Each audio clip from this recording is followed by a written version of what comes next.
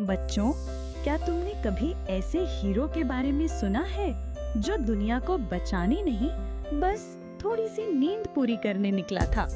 ना वो कोई बहादुर एस्ट्रोनॉट था, ना कोई स्मार्ट साइंटिस्ट। ये कहानी है एक तजस्सुस भरी बिल्ली की, जिसका नाम था व्हिस्कर्स कैट। और उसने सिर्फ एक सादा सी हरकत करते हुए, यानी एक बॉक्स में घुसकर पूरी दुनिया की तारीख बदल दी। लेकिन ये कोई आम बॉक्स नहीं था बच्चों, ये बॉक्स तो मार्स जा रहा था। मार्स प्लेनेट जा रहा था। केप कॉस्मोस का ख्वाब देखने वाला व्हिस्कर्स एक छोटे से साहिली टाउन में, जिसका नाम था केप कॉस्मोस, जहां रॉकेट परिंदों से ज्यादा उड़ते थे, वहां रहता था एक ऑरेंज रंग का कैट, जिसका सबने नाम रखा था कमांडर व्हिस्कर्स। असल में वो कोई कमांडर नहीं था, लेकिन उसकी हरकतें सबको हंसा देती थी।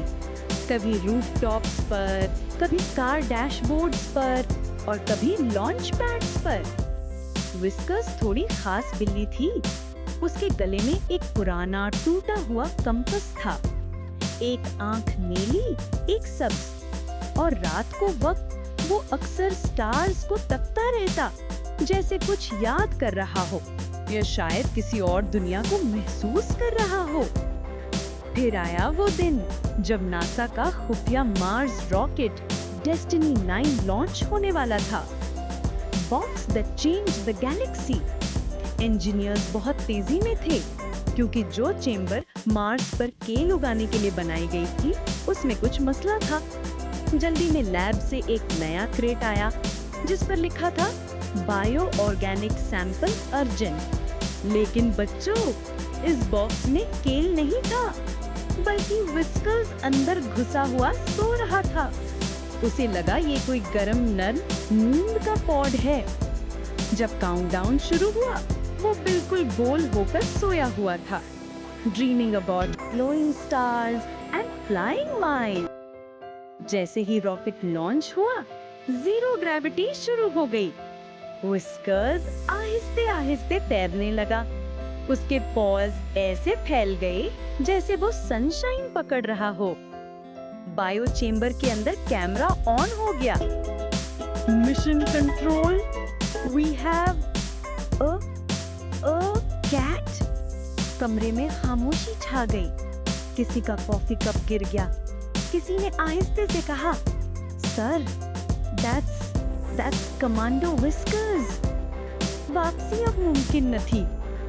Day 143, Mars fall. Rocket Mars पर सेफली लैंड हो गया। हैच खुला और पहली बार मार्स की सुर्ख फिजा में एक म्याऊ सुनाई दी। और व्हिस्कर्स बिल्कुल आराम से बाहर आया, जैसे उसे सब मालूम हो।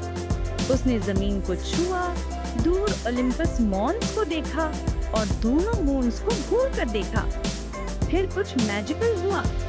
उसके गले का जो कंपास, जो कभी से खराब था, वो ग्लो करने लगा। मार्शियन विंड घूमने लगी, रेड डस्ट उड़ने लगी और जमीन पर सिंबल्स बनने लगे, जैसे किसी एंशिएंट सिविलाइजेशन ने बिल्ली के पंजों से मैसेज छोड़ा हो। व्हिस्कर्स ने एक्सीडेंटली एक मार्शियन मैकेनिज्म एक्टिवेट कर दिया था।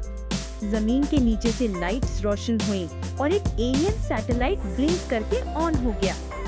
व्हिस्कर्स सिर्फ बिल्ली नहीं थी बच्चों, वो तो द किंग थी।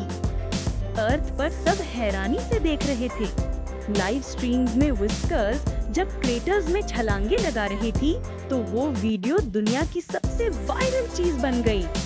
बच्चों ने अपने कार्डबोर्ड हेलमेट्स पहने और घरों में शोर मचाया, commando whiskers to the bridge. NASA ने व्हिस्कर्स को ऑफिशियल एस्ट्रोनॉट बना दिया, और जो वो मरीखी एनोमली ट्रिगर कर गया, उसे नाम मिला द व्हिस्कर्स प्रोटोकॉल।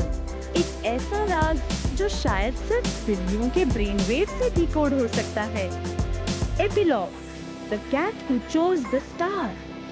नासा ने व्हिस्कर्स को वापस बुलाया, लेकिन जब स्पेसशिप वापस आई, वो कहीं नहीं था।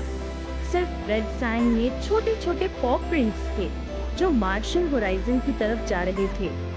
कुछ लोग कहते हैं वो मार्स पर किसी को मिला, कुछ कहते हैं वो बस वहाँ नींद लेना चाहता था जहाँ कोई और कभी न सोया हो। और जब रात को आसमान में वो सुर्ख प्लेनेट चमक रहा हो तो गौर से देखना, शायद एक दुम हिलती नजर आए, जैसे विस्कर्स हेलो कह रहा हो। Hello. Moral of the story, her hero के पास केप नहीं होता। कभी-कभी सिर्फ एक कार्डबोर्ड बॉक्स, एक ख्वाब और एक वन वे रॉकेट काफी होता है। पंजा रॉकेट।